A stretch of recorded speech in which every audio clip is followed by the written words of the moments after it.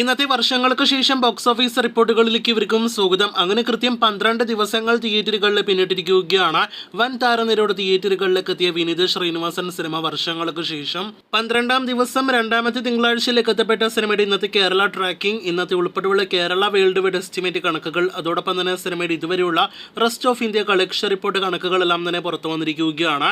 ആദ്യം ഈ കേരള ട്രാക്കിങ്ങിലേക്ക് വരികയാണെങ്കിൽ സിനിമയ്ക്ക് ഇന്ന് പതിവ് പോലെ ഞായറാഴ്ചയേക്കാൾ നല്ല രീതിയിൽ കളക്ഷൻ ഇടിവ് സംഭവിച്ചിരിക്കുകയാണ്.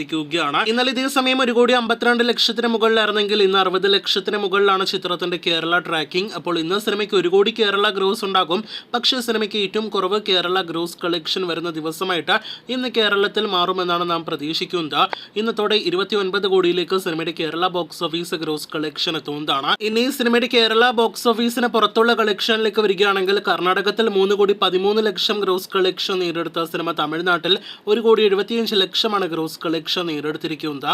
ആന്ധ്രാപ്രദേശ്, തെലങ്കാന സംസ്ഥാനങ്ങളിൽ നിന്നും ഒപ്പം നോർത്ത് ഇന്ത്യൻ സംസ്ഥാനങ്ങളിൽ നിന്നായിട്ട് 1,36,00,000 ഗ്രോസ് കളക്ഷൻ നേടിയെടുത്ത സിനിമ. അങ്ങനെ ആകെ റെസ്റ്റ് ഓഫ് ഇന്ത്യ കളക്ഷൻ ആയിട്ട് 6,24,00,000 ഗ്രോസ് കളക്ഷൻ നേടിയെടുത്തിരിക്കുന്നത്. അങ്ങനെ സിനിമയുടെ ഇന്ത്യൻ ബോക്സ് ഓഫീസ് കളക്ഷൻ 35 കോടി രൂപയ്ക്ക് മുകളിലേക്ക് എത്തപ്പെട്ടിരിക്കുകയാണ്.